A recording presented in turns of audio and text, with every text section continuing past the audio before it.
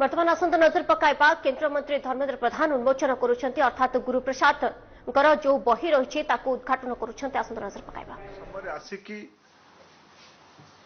विदेश रु ऑक्सीजन आसीबा काम रे लागिथिली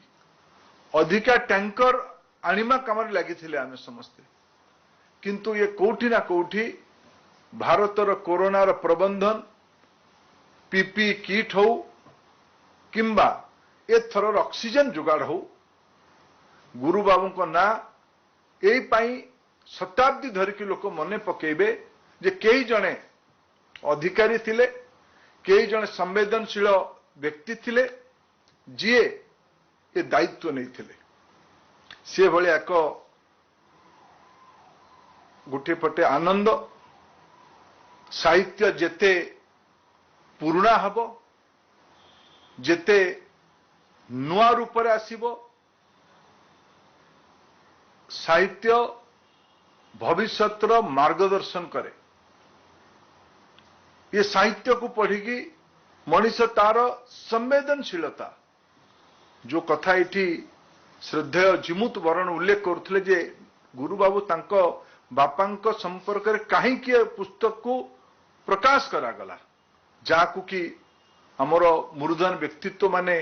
तांको शैली रे उल्लेख करले गुरु बाबूंकर परिवार तरफरु तांको पुत्रता को तांकर भावना को उल्लेख करले ये सब को मिसेले आज उभय व्यक्तित्व को याटू भल किछि मने पकेबार अवसर न होई पारे महापात्र नीलमणि साहुंकर साहित्य जो साहित्य रे गुरु बाबू प्रेरित होते समाज रो अनेक व्यक्तित्व प्रभावित होते ओडिया जाति प्रभावित होता जो संस्कार कारण साहित्य संस्कार तैयारी करे जो संस्कार कारण संस्कार प्रभाव एथर देश देखिला आज ये अवसर रे याकु निश्चित शुभ कहजिवो दुख तिला परे भी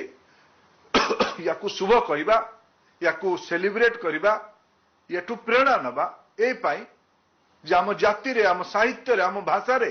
ए प्रकार अनेक उदाहरण अच्छे आम यही पाई गर्वित हो जे आमे धर्मपदर दायद आमे बाजीराउतर दायद और आमे यही पाई आउ थरे आनंदित हबा जे आमे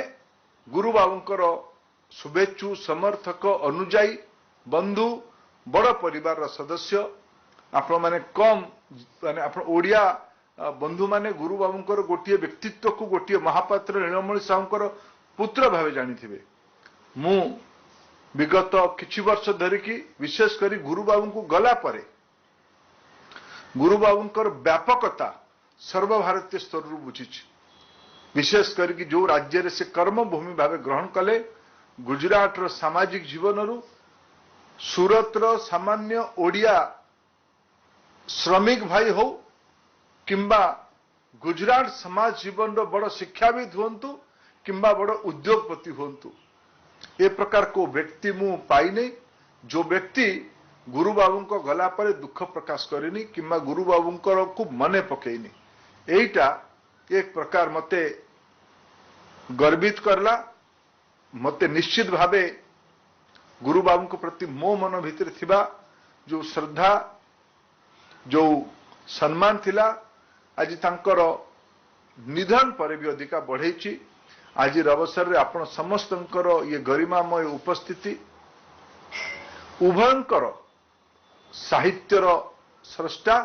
तथा मानव जाति पाई सेवा करिथिबार उदाहरण बनिथिबा गुरु बाबू उभयंक पाई भगवान का पाखरे आम समस्तंकर सामूहिक प्रार्थना रहिबो प्रभु तांकु आहुरी पाखरे रखंतु ये विचार ये प्रेरणा ये आदर्श पुरुष पुरुष धरिकी आगू जाऊ पीढ़ी पीढ़ी धरिकी आगू जाऊ और परिवार को